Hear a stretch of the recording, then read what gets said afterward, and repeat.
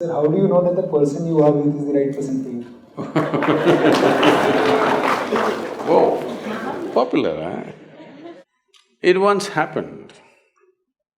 Shankaran Pillai was at the family dinner and when everybody settled down for dinner, he stood up at the table and announced, "I am going to marry Lucy, who's just across the street." I hope that's not the name. No, it is. Then the father said, "What? You going to marry Lucy? She has nothing. She's like a tramp. You going to marry that Lucy?" Mother said, "What? You going to marry that Lucy?" The uncles always pitch in this kind of matters, you know. Uncle said, "What? You going to marry that Lucy? Have you seen her hair? It looks fake." The aunt, "What? You going to marry Lucy? She's always painted. You going to marry that painted woman?" The little boy, the nephew, can't be left out. He said, "You going to marry Lucy? She doesn't even know what is cricket. How can you marry her?" Shankaran Pillai stood his ground and said, "Yes, I'm going to marry Lucy." Everybody asked in one voice, "Why?" He said, "Because she has no family." There are no many opinions to battle with. So, who is the right person? I don't want to take away all the romance from your life. But let me tell you this, there is no right person on this planet. If you put your heart into something, something may become wonderful. Is it the right thing? There's no right thing. Nobody ever found the right person anywhere, okay?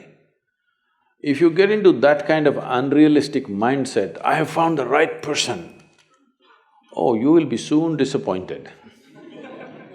You must understand, there is no right person. First thing is to see whether I am the right person. Yes, am I the right person? And there are no right people on this planet. If you understand, you have your nonsense, they have their nonsense, we can adjust nonsense. Go on. We must understand relationships are formed for various needs. There are physical needs, there are psychological needs, there are emotional needs, there may be social needs, there may be financial needs, various kinds of needs. So when you're going to somebody with so many needs, you're going as a beggar, and a beggar cannot choose. Hello? Beggar eat what comes his way, isn't it? He cannot choose. So, if you really want to make a choice in this world, first and foremost thing is, you bring yourself to your place where your experience of life is just pleasant by yourself. You're wonderful. Now, let us see what gets drawn to this one. If you're really wonderful, things will happen in every way, I'm saying. In terms of career, in terms of marriage, in terms of relationships, the best will happen to you because you made yourself like this. Instead of trying to work on somebody and fix them, if you work upon yourself and make you so wonderful that everybody wants to be with you, then there is a choice. And this whole thing is an American thing, that there is a soulmate somewhere. God made just one more person just for you. But these days, every 2 years, he keeps making one more person just for you. Obviously, God is making too many mistakes with you. See, body needs a mate, understandable.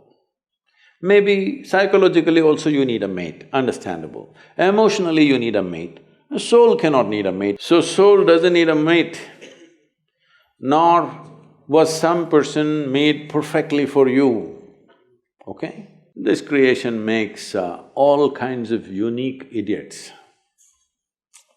If you understand you are one kind of idiot and the others are different kind, you will understand their nonsense because you know you got your stuff. If you think you're perfect and God has chosen you and He's made another person perfect somewhere else, you're heading for a disaster, okay? There's no such thing. Even, people today, after 5,000 years, people are still adulating and worshipping Krishna as the greatest lover, but his wives are dead unhappy with the guy. Yes. So, you're not going to find any perfect person. If you invest a deep sense of involvement, something wonderful may happen. It's because of your involvement, not because the other person is fantastic. No. Even if you choose a fool, actually it's easy that way. If they're not stupid, why would they come to you first of all? No, I'm just being nasty. So, even if you choose a fool, it doesn't matter. If you involve yourself, it can turn out very beautiful. You chose the smartest person in the universe, it could be a disaster. So, do not think in terms of, whatever this made for each other nonsense. No. You choose the opposite, actually. But after some time, after a little bit of time, you slowly start expecting they're just like you. This is a serious mistake. Because if one more person becomes just like you won't be able to bear with them for 2 days. Hello? Please tell me. There's one more person just like you at home, could you live there? You're glad they're different. It's wonderful, nobody is like you, isn't it? Nobody is like you on this planet. Try and see. Nobody is like you, and that's good. Don't look for sameness, not necessary. It's the difference which makes the… because of the difference you tango, not otherwise